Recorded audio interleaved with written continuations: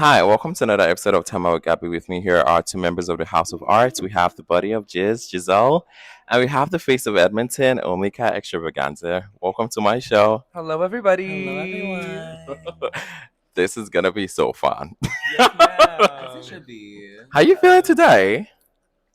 Sorry? How are you both feeling today? I'm feeling so good, but a little tired. But thank you for giving us some Starbucks. Period. You don't have to say that. Why? Anywho, congratulations on your show last night. Thank you.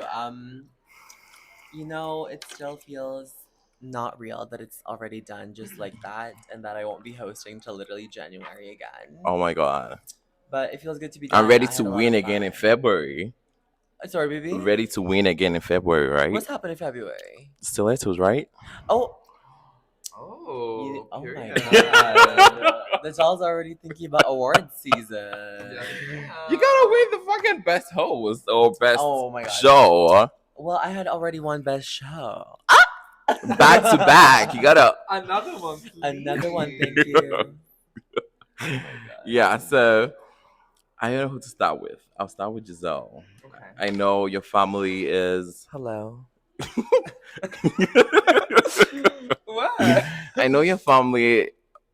Oh, I've seen your relationship with your parents so lovely and everything. Like, can you take us back to your coming out story? How they were so appreciative of you and accepted you and everything. Oh, with like my real parents? I thought you were talking about Artesia. I came out to, well, my grandma was the first one to know because my I was God. like, I think I remembered like I was like cleaning with her around the house, and I think she noticed that I was like using the curtains as like a dress, and that's when she told my mom that I was like a faggot. But then I came out to them when I was in Canada. When I Well, this arrived. was back in the Philippines. This was back in the Okay. Philippines. What So did like your my mom mom do already back then? know, and my dad was already suspicious too. Not suspicious. Because my dad would be like on the phone because my dad was here, and my dad was like Okay. on the phone and was like, "This is how you talk like a man," but like jokingly, like just like because he knew already. But like when they found out, it was like kind of by accident because they like saw You me. in the act. They saw me texting my friend. Okay, so like my dad just took my phone because I was like staying up at night, and he was just like, okay, you Same need to thing get off your happened to me. phone. You need to get off your phone. And then he knew my password because he's like a crazy Filipino dad. So he like looked at my messages, and he knew that I was like talking about my crush who was a guy to my friend, and that's how he knew. Oh my And so they god. were all just like, they were kind of scared, but like of course, they were just like they were accepting, but they were just like scared for me. But of course, now they're just like fine, especially now that I have House of Art. They're like, oh, like It's normal. it's like normal, and I'm glad that you have like people around you to like be safe with. So Good. yeah. Let's move to Yes. Onika. So you want to tell us about your coming out story because let me say this, like everyone knows Onika is from the Philippines. We know like you had no roadmap. Now she wants me to take it off. I'm so sorry, baby. My That's sister is so okay. unprofessional. Let me just Sorry. hold this. We know you had no roadmap in becoming a trans and everything. Like you're just the forefront. That's how I think about you. Not too much. Not too much. Now You're people are the gonna think that I forefront. invented being trans. And people already think I invented a lot of things because of the way I speak. But Like you're literally in the forefront of the POC and the trans community in this city that I you. know of. So can you take us back to when you were a child, back in the Philippines, or your coming out story when you came out to your parents and how you transitioned? I don't have a coming out story. Like I was Right? always just like woman from the start. Like I don't recall any singular memory of me being remotely masculine as a child. Like truly, like from such a young age, like I've always just been hyper feminine. Like I've always loved everything like associated with like typical femininity. I gravitated towards all the female like women in my life. So it felt like a natural transition, honestly. Like the word transition is truly the perfect word because it never felt like an abrupt change. Yeah. It felt like every single year as I was getting older, it was We just like woven. going closer and closer to like who I really was. And I was really lucky to have parents to love me for who I am from the very start. Like not once did I fear like coming like not coming out like starting my transition or like being open about it. Like it almost, to an extent, like we all knew that it was going to happen. So when we had moved to Canada when I was 12, I believe, or 11. No, I was 11. I had access to Alberta healthcare, and by the age of 13, I began my Oh, transition. nice. So by that time, like this is 10 years ago now, so it feels blurry, but you go see a family doctor, you get referred to a psychologist, the psychologist refers you to a psychiatrist, da da da. It's like a long story. Like now, like transitioning is so much more accessible than it used to be. Um, but yeah, like it was never really a big deal, and to this day, I don't really know why that's the way it is. That my parents are like traditional, very Catholic, very like Oh my value god. My conservative, mom would never. 65-year-old like Filipino parents, but they've never once questioned like the validity of my womanhood or like their love for me, regardless of like my transition, regardless of anything I've done. So I'm very lucky. Like I know it's an exception, not the reality for a lot of people. So Sure. So, do you have any siblings? I And have how two. many? Oh, great. Yes. How did they take it? I'm not very close with my siblings because they're just much older than me. Like I mentioned, my Oh, parents okay. are Oh, 65. yeah. Okay, I get it now. I'm 22. My eldest brother, I believe, is 43. Okay. Which is And like my parents' age. yeah. Yeah. And my middle brother is like 34, I think. So, like, by the time I had moved to Canada, like, we didn't have a deeper connection because they were having their own families. Like, they were in Oh. adulthood and I was a child, which I don't blame them for. And we were just very different. Like, my brothers are very typically like macho men. Like, they played sports, like, are tatted up, like, buzz cuts. And I'm like the opposite. And, we never really like developed a deep connection, and I was always at peace with that because my parents' love was more than enough for me. How was schooling for you? Like, you just moved from the Philippines to Canada. Like, how did they take it? Like, your peers in school and everything. Um, you know what? I feel like we don't know each other that well, but I think if there's something you can know about me is that I have this like I don't give a fuck Here, I attitude, can tell that. and I hold my own. Like I part of me don't like I really don't know where this like confidence comes from most of the time because like it feels like it was a lie that I was giving myself for a long time until like it started being true, like till I became actually Fake it confident till in you who I make was. it. Absolutely. Um, and I think from a young age, I knew that if I was going to transition, if I was going to be who I was, especially in a new country, especially figuring things out as I transitioned at the same time, I was gonna need to like buy my bullshit. Like I was gonna need to like be so Stand it, 100% yeah. like on my side and like unapologetic, and I had to be that for like my entire schooling until university. You know what I mean? And it's to a certain extent like for protection, and also just because I feel like I've always been fierce. Like this, it's so like queer to say that, but I've just always been fierce. Like I've always like had this in my blood to be like to like fight for myself and to always root for myself from the start. You know? That's so great to hear. Oh, thank you.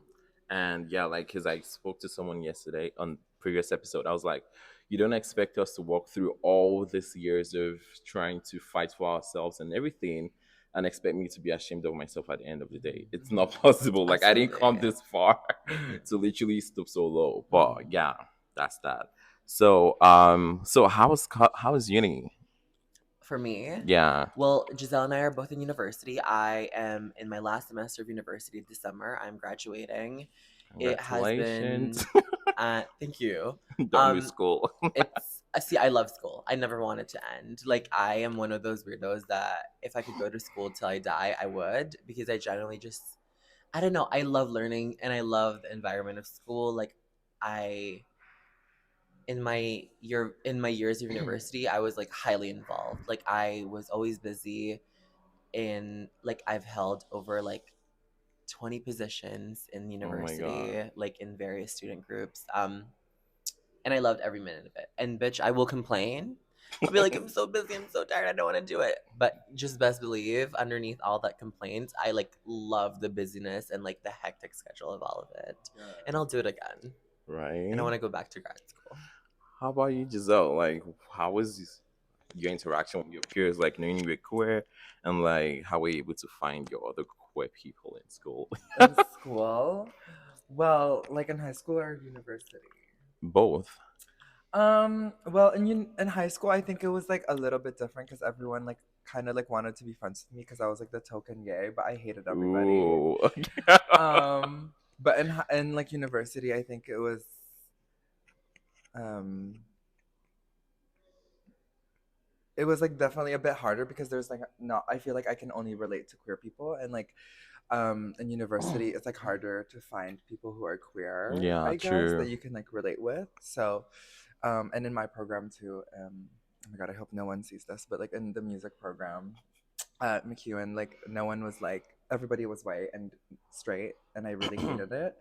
So it was definitely harder to like Mix, school, yeah. but I'm doing it for myself, so Don't they have like queer groups in school, McEwen? they do. But I'm too lazy for that, I girl. know. I'm too I lazy. literally told her we were on FaceTime the other day. I was like, Giselle, you need to do extracurriculars. I on do. Yeah. I I used to do. And she them in goes, "Oh, school, there's but- not enough. Yeah. There's not enough time." And then I literally wrote down an entire list of every position. Girl, we if have. I'm not getting paid for it, I'm not doing it. It's so fulfilling to do it. I I'm sure know. you did it. Yeah, I It's did it. so I'm. much I more think I'll fun start doing doing it again this year, or not again, but I'll start doing it this year. I know you told me you changed your program, right? Yes, I used to do music at McEwen, and now I'm gonna do studio arts in the fall. Yeah. Does that mean you're gonna have extra years or no? Well, I'm gonna have like a little bit of extra year, but just as long as I'm happy. So yeah.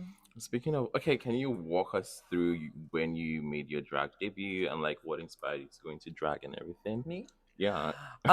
So my drag debut was in 2019 of October Oh. when I just turned 18 like the summer before, like 2019, and I knew Imani. Imani is like technically like my first drag mother. Oh, I used But to they don't see them, like but I don't know who she they doesn't are. like perform anymore. She's in Montreal living her like life as she should. But she got me my first gig, and we like painted together, got high at her house, like drank a bit. And she was like one of the first like performers I knew that I like resonated with, because she also like did ballroom, and I just like loved that Oh. she was like such a performer. And I think that's why I like do like Vogue Everything. a bit, because like she's still like her influence is still with me, I guess, because she like was one of the first people who I saw like do Vogue or do ballroom, and I was just Mhm. like, oh, like this is what queerness is, or like where it came from a bit. So yeah, I think it was like a Club Queen show. I think Izzy Adjective was hosting it. There was like less than 10 people in the crowd, I think, but I Oh, lived. right. But I lived still, and I think there was like this old man right there, like literally like at the front, like literally like staring at me, and I was like, I was naked too. Like I've been naked from the beginning. Um, yeah, so that was my debut, and then I started taking it more seriously when like quarantine hit. Okay. So like 2020 of summer, I guess, was when I started doing it more. Um, What was it like for you? Because you just made your debut, and then we went into lockdown, and then how were you able to connect with people in the drag well, scene? so I only like wanted to do it like for fun. Like I really wanted to do it just once, that one time. And then quarantine hit, and then I was watching a lot of Drag Race, and I was like, this is fun. Like I want to put myself in this. And then I Yeah. started like doing it, and like just in my room because we had so much time. And so I was just like, what am I gonna fucking do? You Like, said we. sorry? Oh, you meant Like we everybody left. had Yeah. so Okay. much Yeah. time because we're all like stuck in our rooms and stuff. So I was just like, okay, let's do something creative, because I've always been like creative, and like I always liked makeup and like dressing up. So I was like, okay, let's do something. And then I would always like post it. I would always like, oh my god, I still have like a notes list in my like app. And it's like looks, like different kind of looks, and like what I'm gonna wear, the accessories, the makeup, and it's like I would like have days for it too. And then I'm like, this is the day where I would post it. And then I think Gemma was already following me because I think I followed Party Queens because Imani yeah, because of the show or whatever. And then I think Gemma booked me for a show, Gemma's Dollhouse, but then it got canceled like later on in the year, and then they booked me again like in 2021. So I think that's how I like really Your started, breakout because I year. would like post a lot of stuff with me and drag on my like account. Um, yeah, And I also know, like I told you before I made my debut, right? I always used to go yeah. watch your videos. On dragging her heels. Oh Yeah. my So I god. noticed you used to sing Yes. live. So why did Yeah. you stop?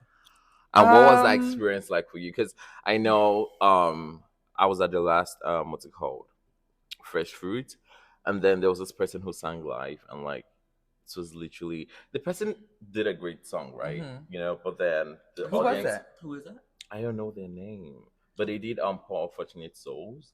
Okay. And like the crowd was so dead, and I'm like, oh my god, like Were this they person. Ursula? No, yeah. Okay, Slay.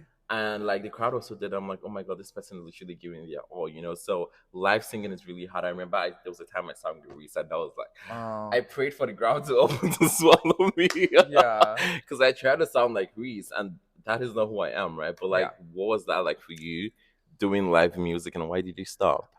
Well, I just like I think drag was like a thing for me to like showcase my Talent, talents. yeah. So that's why I wanted to do it.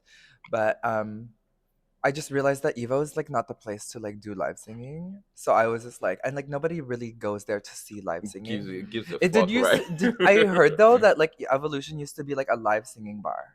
Really? Yeah, for it. Like seeing Giselle like prep for that, the reason why it sounded good is like beyond just Giselle's voice is because they did mic checks, like they would Oh check the yeah, levels of the audio. Like it takes like a solid like at least 30 production. minutes Yeah, to make it like sound correct. Yes. You know what I mean? Yeah. And we just don't have we like can't the hear her. luxury. Sorry. Like we just don't have the luxury of doing that Yeah.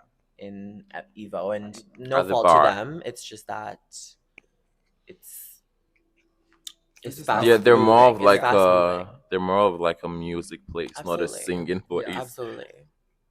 Yeah, now the mic is with you. Oh my So God. what was what? This Cause fucking Starbucks microphone, Giselle, please. Girl, we need another. Oh, can you just grab your bag and so it can just be like in the middle? Oh my God, not my Telfeezy. Oh oh, my God, shout out to Telfeeziana. Siggy for my birthday Telfeezy. Oh, that's actually pretty fierce. Oh, I'm so sorry for that abrupt noise. so Hello. what inspired you to go into drag, and to see what year did you debut for your drag and everything? Like, can you walk us back to what inspired you and how you became this fierce drag performer? Because I went back to your page, like your early post, you weren't this extravaganza. Like you were Onika back then, but now you've evolved into this superstar. So, like, can you walk us back on what inspired you and how you just took the drag game into your hands and like, this is my world. Okay, this is a loaded question. So, yeah. Well, before I was doing drag, I feel like I was already drag. Like my fashion, my style, the way I carried myself, like I was already a large personality, and like you would not miss me in a crowd before I even did drag. Like you would know exactly who I am. You By will the time never you forget. step Like in. yeah, you will never forget after we meet. Like I'm really like that was me. And Orpheus took me to my first drag show in 2019, and I just fell in love ever since. But before that, I was also absolutely in love and still continue to be in love with pageantry. Like I love Miss Universe, I love Miss World because of like being the Philippines. It's like Yeah, our a sports, thing, yeah. like the three like the three B's: basketball, boxing, and beauty pageants is the biggest things in the Philippines that like as a culture, like we look forward to it. So it was already like ingrained into my culture, but I also had high interest in it. Um, and when I first moved to Canada, I would watch like just every video I could find on YouTube of Miss Continental, and that's how I found out about drag, and that's how I found out like about trans women competing in pageants, and I've just been absolutely like enthralled and in love ever since. Like I've always been like, it's so crazy. This sounds ridiculous. I knew Sasha Colby before she was even in like a wish list for Drag Race. Oh Like my I already God. watched her win on YouTube, and it was like like I already knew how fierce of a competitor she was back in 2012. You know what I mean? Oh my god, that's a long time. Yeah, like, well, because when I moved here, I didn't have a lot to do. Didn't necessarily have like a community to connect with immediately, so I was on my phone a lot, Yeah, watching YouTube. these videos, and I stumbled across it, and I'm glad that I did. Um, and ever since then, I've loved pageantry, so that's one of the largest inspirations for my drag. But ultimately, like, my drag is so complex, but I think in its heart, it will always be inspired and will always be dedicated to trans women of color specifically, and every trans woman, dead or alive, but especially those who have passed because of a result of anti-transgender based Yeah. violence. Um, this sounds ridiculous, but I try to, my drag is what I would think like a trans girl would have loved to be. Which, yeah. You know what I mean? Like I'm trying to live my life so fearlessly authentic in a way that they would want me to, and they would have, and I'm sure they did. So it's cheesy to say that because I'm not really a congenial queen perhaps, but that's truly one of the biggest roots and biggest like inspirations of my drag.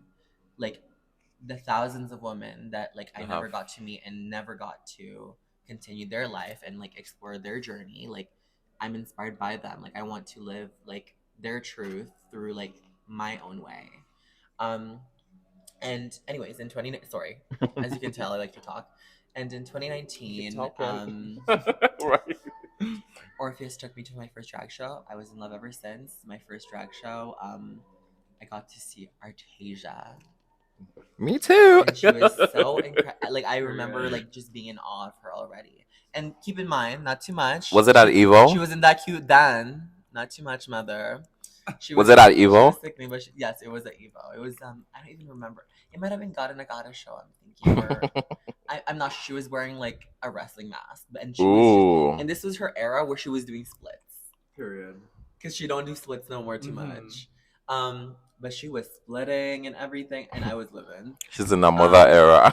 Very that. This was her flexible era. This is when she would actually stretch. Oh my god. And I was in love. And in by and I watched her for a long time, and I became friends with more people in the scene, like Vula. Shout out to Vula. Shout out to Vula. And by I believe September of 2020, I asked Artasia to be my drag mom at this ISCW event, and she was so shocked. She's like, "Why do you want me to be your drag mom?" I was like, "You're so fierce. Like I've been watching you for so long. Like, just like send it." And she was like, "Okay, let's figure this out." And she's like, "Let's go for coffee. Like get to know each other first." Da, da, da. And then like it kind of fizzled out for a bit because the pandemic, like we were all just so disconnected, right? Yeah. And for some reason, literally like in the middle of nowhere, I get a text like circa, like I would say like beginning of June 2021. "Hey daughter, I have a show. It's a park show and I want you to debut." I'm like, this is crazy. And maybe listen, if there's one thing about me, I love a challenge. Yeah. And no tea, I knew I was gonna be sickening from the start. And so I'm very lucky that I already had like an established style before drag, and I already had like skills with makeup from like all the years of doing my mug just like out of drag. And I debuted in July of 2021 and has been eating it up ever since. Like I remember we love to interview our mother, be like, "What do you love most about us?" Because we like love to fish for compliments. We love to do it. Oh, we love to do it as a house. Ooh, we love to do it. And what she told me, and it'll always stay with me. She's just like, "I will never forget that in your debut, you did like she was like, I was thinking that, oh, she's a Filipino girl. She's gonna dance, buck, do everything that Giselle does, basically." And Camille. And Camille. And I did a ballad. I did a ballad for my first one, and she was just and then as she got to know me, and as my drag continued to digress, she was like so impressed about my dedication to like who I was. Like I knew who I wanted to be as a drag performer from the start. Like I wanted to do a ballad because I would always watch the girls from Continental. This is such a like deep cut, And during coronations of Continental, like past winners are able to perform just to get their tips, and maybe all they do is do a ballad. They're selling it to you, and they're getting tipped down. Oh my The entire god. choreography is this. It's taking money. You're so smart. And there's just so much like beauty and like simplicity, and yet like there's such a refinement, and there's talent in doing ballads. Like it's really difficult to just like hold people's attention for minutes upon end, just like lip syncing the words and emoting the song. So I wanted to do it from the start, and now it's funny because it's stuck, and I feel like I'm very known for like doing my park and barks. Like I get dragged for it, but baby, no one can do it like me. Nobody, bitch. I mean, you're selling out shows. You're Thank you. making money. Sorry, you're not making money that much because you're losing money. I'm done. So it was just very alternative. Yeah. And I wanted to, this sounds ridiculous, but I wanted to like introduce like the level like old school glam. Like we do have like icons in the scene that are old school glam and that are old school drag, like Twiggy, like Vanity, like Pepper, who later moved. Like we have a lot of them. Moved? Yes, she used to not live in Edmonton for a second. Oh, really? Yes. She lived in Edmonton for a while, and then she moved somewhere, I believe, and then she came back to Edmonton mid-pandemic.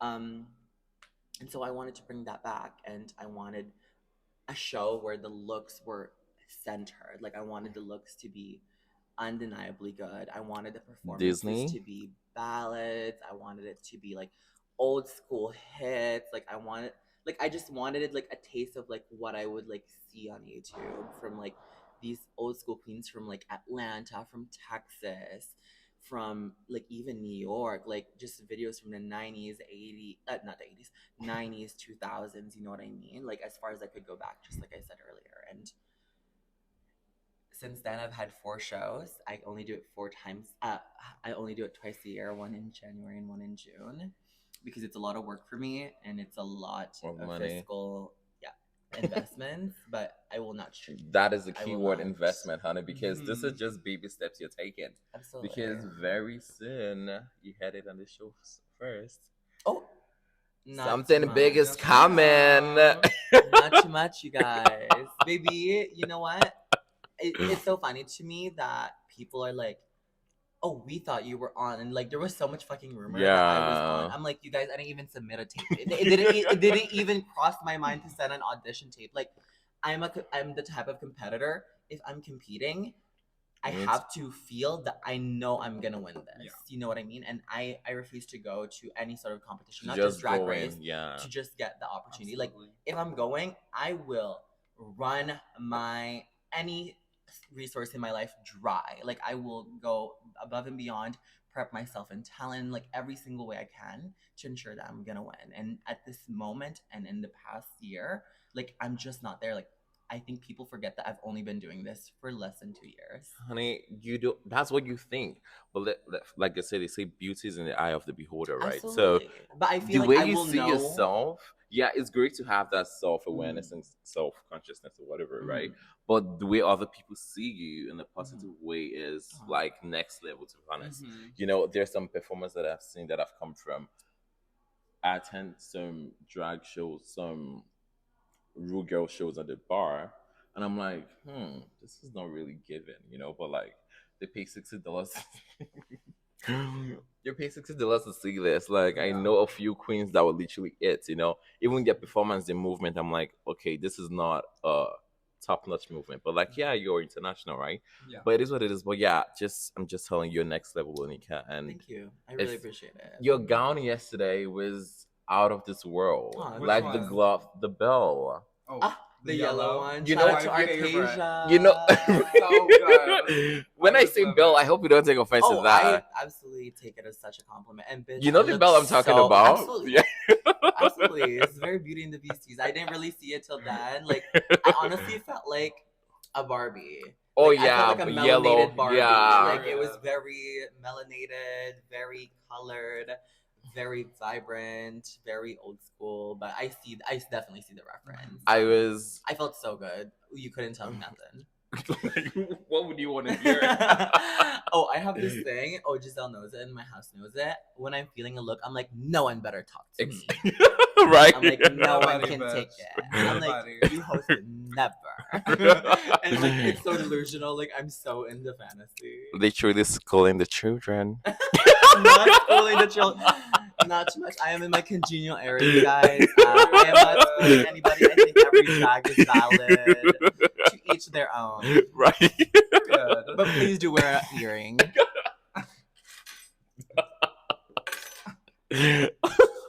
Oh my god, you're killing me. Girl. What was I gonna say? That's my train of thoughts.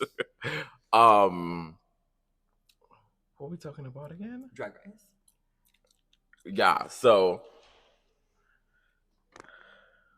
I'm sorry. okay. Yeah, I was on the live yesterday. No, You don't? no, I love that. not That's yet. us.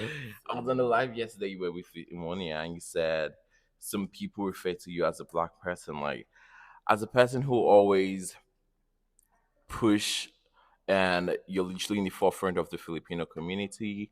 How do you react to that? Because to me, I feel like if I'm literally trying to push that, or I'm from from the UK, or I'm from Nigeria, or I'm from this, and someone's trying to tell me, oh, you're from something somewhere else, like it's gonna be somehow. But how do you take that? I take it as a compliment. Like my ideal of beauty is highly influenced by black women. Like I think black women are the blueprint to so many things. You know what I mean? Like it's a trickle down effect, like in fashion, in so many parts of like our culture. You know what I mean? Like everything is influenced by like strong black women. And when I moved here from the Philippines, I still live in the north side, but I moved into north side. I went to and in the north side, it's definitely more like a lot more immigrants live Yeah. there because there's a lot of government houses. Oh my God, and I wouldn't trade it for anything. And with that experience, I had an incredible opportunity to be honestly raised by friends who were Habesha. Yeah. I like my best friends like Millie, Betty, Oh, yeah, I know. Tonight, Kojo.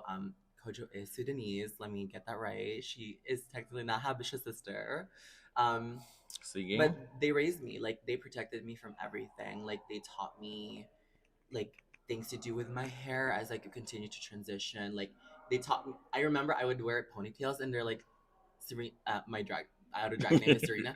They're like, Serena, you got to start laying your edges. And it's just so Ooh. different. Like the culture in the north, like our culture in that group, in our community. You know what I mean? Like appropriation didn't exist to an extent. Yeah. Because it was just like, oh, bitch, you got a big forehead, you better lay them edges. Because you'd be looking crazy with a high ponytail, no edges laid. You know what I mean? That's literally what it was.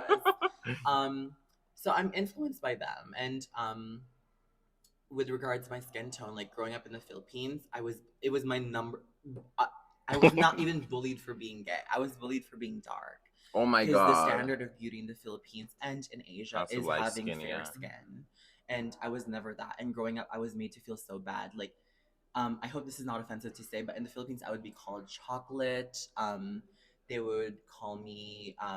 We have a Negrito tribe in the Philippines, which are like Africans that moved to the Philippines and are now just like a part of the Filipino culture. Like they are Filipino, and some people are like descendants from them. You know what I mean? So they are dark skinned, and that was made like to be like a bullying tactic against me. Oh my God. And it worked because you growing up, you're made to feel that being dark, you're not beautiful. Yeah. But my parents always ingrained in me that you look so good dark. But I never understood that until I was in Canada. You know what I mean? Like in Canada, like as I began to grow old and as I began to like reconnect with my roots, with people like Giselle, like with my house, honestly, and with my Habesha sisters, they taught me, like they really showed me to love my skin tone. Like You have no option.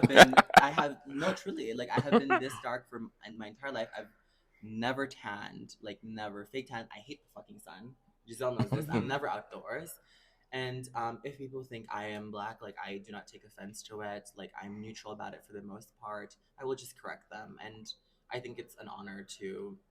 Like, bitch, It's high time you just put it on your profile. No, girl, not too much, not too much. Not in this political climate. Right. Oh my Not God. everyone cut up the way we do. Right. Girl, because I think we know, like, it's never that serious. Mhm. You know what I mean? Like, True, yeah. I think, like, cancel culture and just, like, appropriation is such a Canadian thing and a North American thing. Like, in the Philippines, from where I'm from, like, it's all love. And I Yeah. know, like, to even, like, my Habesha sisters, like, I don't want to speak on their experience, but I know it's all love for them as well. Like, it was never that serious. Like, when I was in university, people would ask me, they're like, why you lay your edges? And I didn't know why it was such a big deal. Yeah. I'm like, oh, like, bitch, they done told me I had a big forehead. I should lay my edges and it looks better like that. I did it. And Fuck it was, up. like, it was never like, oh, I want to look black. Like, that was never it. Yeah. Like, I just, Exactly. Oh, yeah, true. It's not that, was deep. that yeah. was literally just like, oh, you don't feel good about this big forehead? Let's lay some edges. You know what I mean? And they would give me like tips. Oh, I'm sorry, I'm getting so deep into this. They would be like, oh, don't use like that like drugstore gel. You gotta get the eco style. Ooh. Oh, and you would have to go to Sally's to get the eco style.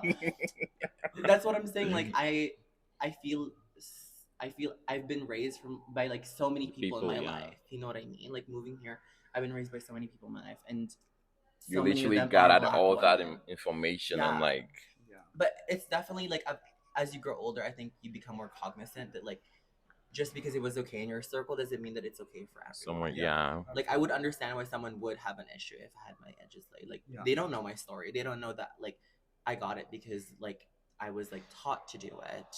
Like I was like that it was okay. You in didn't my just wake up circle. one And I morning didn't and just- decide. Yeah, literally. You know what I mean? Like so I understand where like disparities are and where people may like misconstrue like your appreciation for a certain aspect of someone's culture into like appropriation. So alas, we digress, but shout out to the Black divas out there. You are killing it as usual. And shout out to my Habesha sisters and my one Sudanese sister. Let me not forget Miss Kojo. She about to beat my ass if she ever did see this video. So Giselle, your kind of drag is also next level. Like, remember I've messaged you sometimes Like and it's fine, I guess. I want to It's learn. all right. It's It's all all right. right, actually. It's not as good as her. I guess she be wearing gowns though. Like, I feel like the last Eleganza show, your performance was just out of this world. It was fine. Let's have. I'd give it a 6 out of 10. Yeah, I'd even give it a 3. I'm talking about let's have a kiki, because It was that was more of a ballroom stuff, and that is more drag.